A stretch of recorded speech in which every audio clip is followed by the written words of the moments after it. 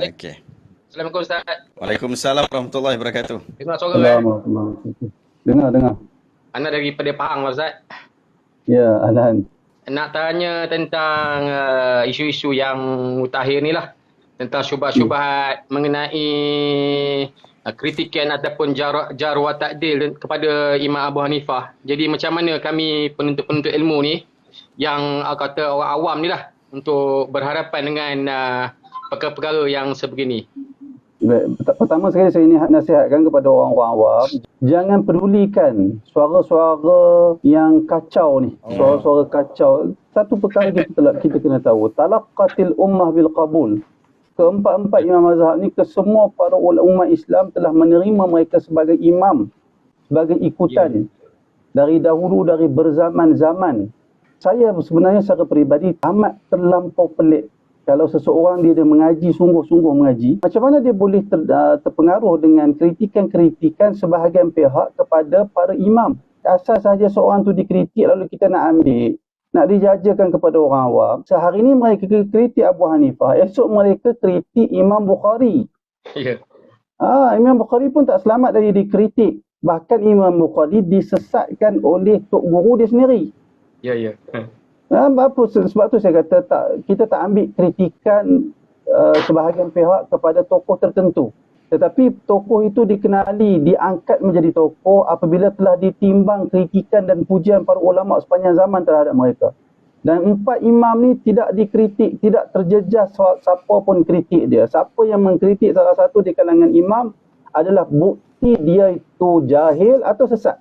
Mungkin saya agak emosi sikit pada orang lain. Geram kita marah kepada orang yang cuba mencemar pribadi-pribadi individu yang seperti Abu Hanifah, Imam Malik, Imam Syafi'i, Imam Ahmad ni imam kita. Kita memahami agama berdasarkan pemahaman mereka. Hari ni kacau Abu Hanifah, esok lusa kacau Imam Malik. Esok lusa kacau Imam Syafi'i. Apa kita nak kata kepada salah seorang ulama Maliki yang masyhur? Saya nama dia Ash'ath, kalau tak silap saya, nama dia. Tak nak ingat nama dia. Apabila Imam Syafi'i pergi ke Mesir, dia tak setuju dengan Imam Syafi'i. Dia alim, bukan orang jahil. Ulama mazhab Maliki. Dia berdoa ketika sujud. Apa doa yang dia baca? Ashab bin Abdul Aziz. Betul. Ashab bin Abdul Aziz dia kata, Allahumma amitis Syafi'i wa illa zahaba ilm Malik. Ya Allah, matikan Syafi'i. Jika tidak akan hilang ilmu Malik. Maknanya itu bukan ringan-ringan punya kritikan tu, minta mati tu. Adakah kita nak ambil pandangan Ashab? Ashab bukan satu sebarangan orang dalam mazhab Malik. Dia ambil perkataan dia mewakili mazhab Malik. Jadi kerana itu kritikan ni tak ada seorang pun selamat daripada dikritik. Walaupun dia ulama besar mana pun dah tentu dia akan dikritik oleh ulama yang lain. Itu biasa, itu tak tanda ulama juga manusia. Sebab tu dalam status saya, dalam Facebook, saya rasa marah dengan ada orang yang cuba mengkritik Imam Abu Hanifah. Kita bila kajian sanad itu bermula, bila perintah arahan membukukan hadis-hadis sahih itu bermula, antara yang dapat kita kesan iaitulah perkataan Ibnu Sirin yang berkata, kanu la yasaluna 'anil isnad falamma waqa'atil fitnah qalu sammu lana rijalakum. Perkataan Ibnu Sirin. Dahulunya para ulama dahulu, sahabat dan tabi'in yang awal dahulu, mereka tak tanya tentang sanad. Akan tetapi bila berlaku fitnah, maka mulalah para ulama ahli sunnah akan bertanya, sebutkan kepada kami nama-nama rawi kamu. Baru datang. Ibnu Sirin saya tak sempat nak semak Ibnu Sirin bila meninggal dia. Tetapi Abu Hanifah yang meninggal begitu awal, dia meninggal 150 Hijriah, dan ditambah pula dengan kecenderungan Abu Hanifah yang banyak memberi tumpuan kepada fiqh. Kerana kita kena tahu suasana pengajian orang Islam pada zaman itu, zaman awal dahulu, ulama itu sendiri ada grup-grup mereka. Kecenderungan, ada di kalangan ulama kecenderungan dia fiqh. Ada para ulama kecenderungan dia hadis, sehingga di kalangan ulama hadis ada di kalangan mereka yang tidak tahu fiqh. Kerana itu kita akan masyhur perkataan sebahagian ulama hadis kata, kalau hampa semua nak tahu nak tanya hadis, tanya tentang kami. Adapun nak tanya fiqh, mereka tunjuk tanya kepada Abu Hanifah. Kerana Abu Hanifah yang mampu ataupun ada kemahiran untuk menggabungkan pemahaman-pemahaman Al-Quran dan hadis berdasarkan kaedah-kaedah fiqh, usul fiqh dan seumpamanya. Sebab tu kita akan tengok Imam Bukhari. Tadi saya kata ulama hadis sebahagian mereka tak tahu fiqh. Bukan keseluruhan. Ada sebahagian hanya mereka hanya beri tumpuan kepada hafalan saja. Sebab kita tengok perkataan di zaman tu memang ada ulama yang sebut perkara tu. Sebab tu wallahu taala alam, kan itu Imam Bukhari membuat kita, antara kelebihan kitab Sahihul Bukhari, kita dapat melihat ijtihad ataupun istinbat fiqhiyah Imam Bukhari melalui tarajim Imam Bukhari dalam kitab dia. Bab-bab yang diletakkan oleh Imam Bukhari dalam Sahih Bukhari mewakili pandangan fiqh Imam Bukhari. Dia seperti memberi isyarat, ada di kalangan ada ulama hadis yang memang menguasai fiqh, tidak seperti sebahagian yang lain. Jadi kita kena tahu perkara tu. Adakah kita nak kata Imam Bukhari dan Imam Muslim tidak tokoh dalam fiqh? Adakah kita nak kata begitu? Mustahil. Kerana mereka keturunan mereka hadis. Manusia ini terhad kemampuan dia. Bila dia beri tumpuan kepada fiqh, dia terlepaslah periwayatan hadis. Menyusun sanad-sanad yang sahih, dia terlepas perkara tu.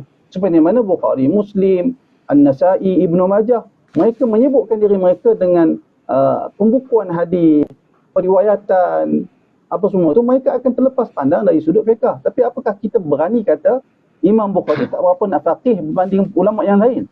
Kalau ada orang kata begitu, kita kata orang tu jahil atau kurang ajar. Itu saja yang kita kata. Wallahu a'lam. Setuju.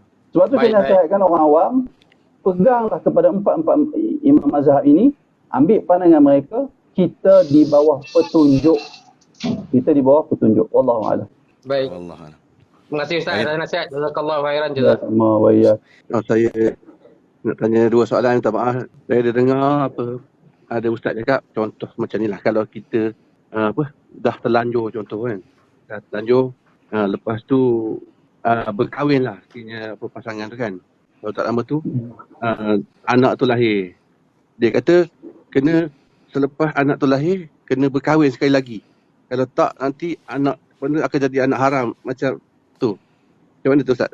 Satu lagi tentang zikir ni, perkataan Allah itu dia bukan sebagai daripada zikir, dia kena ada sambungan. Contoh subhanallah, la ilaha illallah, ataupun apa-apa lagi sambungan. Maknanya nama Allah tu saja tidak tidak menjadikan zikir. Kan tu Ustaz? Baik. Baik, yang pertama sekali tentang isu akad, melakukan akad perkahwinan dengan orang wanita yang dalam ada menghamilkan anak. Wallahu ta'ala alam, isu ni isu setakat yang saya tahu ada perbezaan pendapat di kalangan ulama, akan tetapi mazhab Hanafi, demikian juga setahu saya mazhab Syafi'i juga membenarkan melakukan akad dengan orang yang wanita yang hamil yang tak ada suami. Dia syarat berkahwin ni orang perempuan tu tak ada suami. Bukan isteri orang. Lalu boleh berkahwin dengan wanita yang tidak isteri kepada mana-mana lelaki. Cuma sebahagian ulama, maksud saya tadi, selepas dia berkahwin tu, lahir je anak tadi tu, dia kena diijab kabul sekali lagi. Maksudnya? Tak, dah ada ijab kabul yang pertama tu dah sah. Dah sah. Sah. Ijab kabul Ada tersebut. ustaz kata kalau kita tak diijab kabul, maknanya dia tetap anak yang kedua, ketiga, lepas tu tetap jadi anak haram. Dia kata dia kena kahwin untuk kali selepas lahir anak tu, dia kena saya pun tak faham dah. Kena kahwin. Sebab saya sendiri. Tak Akad perlu. sekali. Tak perlu nak akad pasal apa. Dah akad satu, betul, akad itu valid lah. Selagi si suami yang merungkaikan akad perkahwinan, antaranya kematian. Antaranya lagi apabila si suami mentalakkan isterinya, bila habis iddah maka terungkailah ikatan perkahwinan. Selain pada itu, cakap ustaz tidak merungkaikan ikatan perkahwinan yang yakin. Yang kedua tentang zikir yang dimaksudkan, wallahu alam, barangkali yang dimaksudkan di punya ayat iaitu zikir Allah. Zikir dengan lafaz jalalah. Allah tu. Sebahagian kita tak, wallahu alam, setakat yang saya tahu sememangnya para ulama ada perbezaan dalam masalah ini.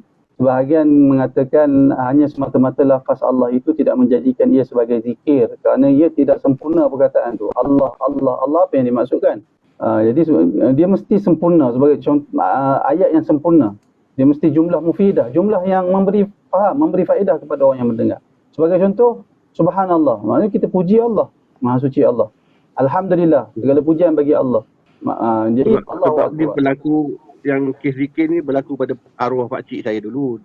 Dia Dia cakap dia tak berani nak, contoh dia biasa amal la ilaha illallah, la ilaha illallah. Dia kata kalau dia tak berani nak amalkan la ilaha illallah, dia ambil Allah je. Sebab dia takut nanti la ilaha tu, contoh kalau dia meninggal, contoh dia kata kalau dia mati, dia tak sempat nak habiskan zikir tu, dia kata dia takut la ilaha maknanya tiada Tuhan, contoh macam tu. Dia ambil Allah saja. Gitu.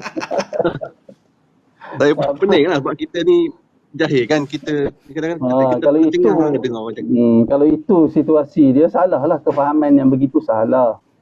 Kalau seseorang melafazkan zikir la ilaha illallah, tiba-tiba la ilaha, dia meninggal, Allah Ta'ala tarik nyawa dia.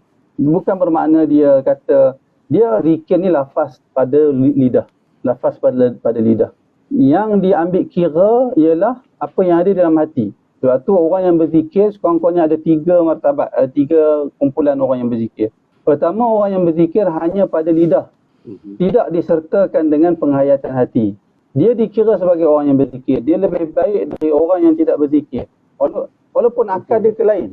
Akal dia tengok benda lain, dia bawa kereta dia la ilaha illallah, mulut dia la ilaha illallah, tapi akal dia tidak memberi tumpuan kepada apa yang dizikir. Dia dapat pahala berzikir. Cuma yang terbaik sekali apabila zikir itu disertakan lidah dan ingatan, kefahaman hati. Itu yang terbaik. Itu yang terbaik yang pertama. Yang kedua, yang saya sebut tadi, zikir, yang kedua, zikir pada hati tidak pada lidah. Itu lebih baik.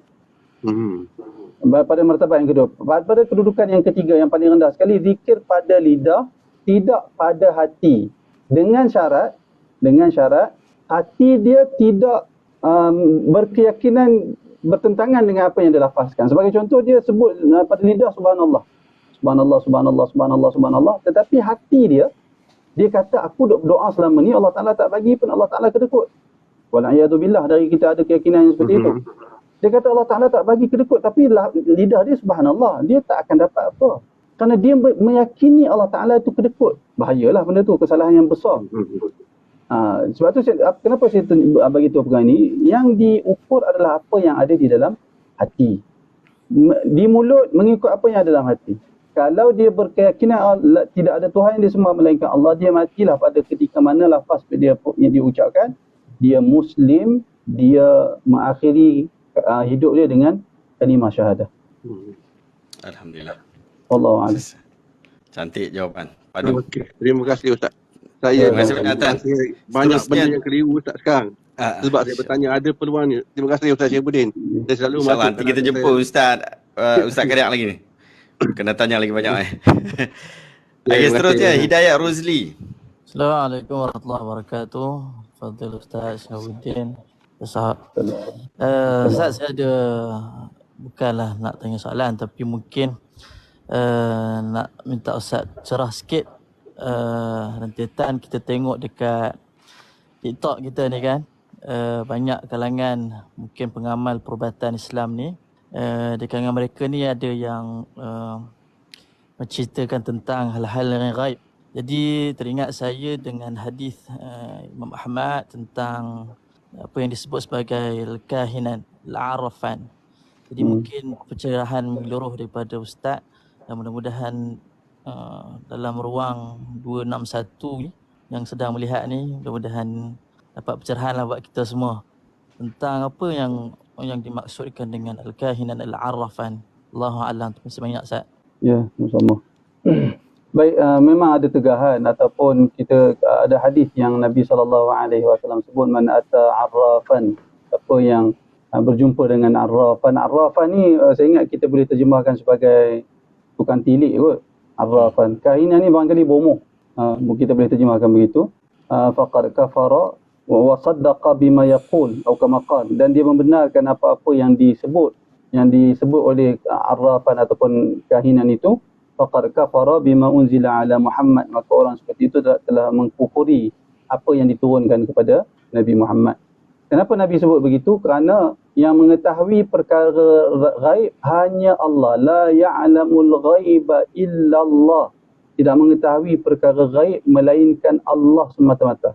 Jadi orang yang pergi jumpa kahin, pergi jumpa arraf, dia kata arraf itu boleh mengetahui perkara yang ghaib dan seumpamanya, maka dia telah mengkufuri, telah mendustai apa yang dinyatakan oleh Allah di dalam Al-Quran. Dan itu, kesalahan itu amat besar.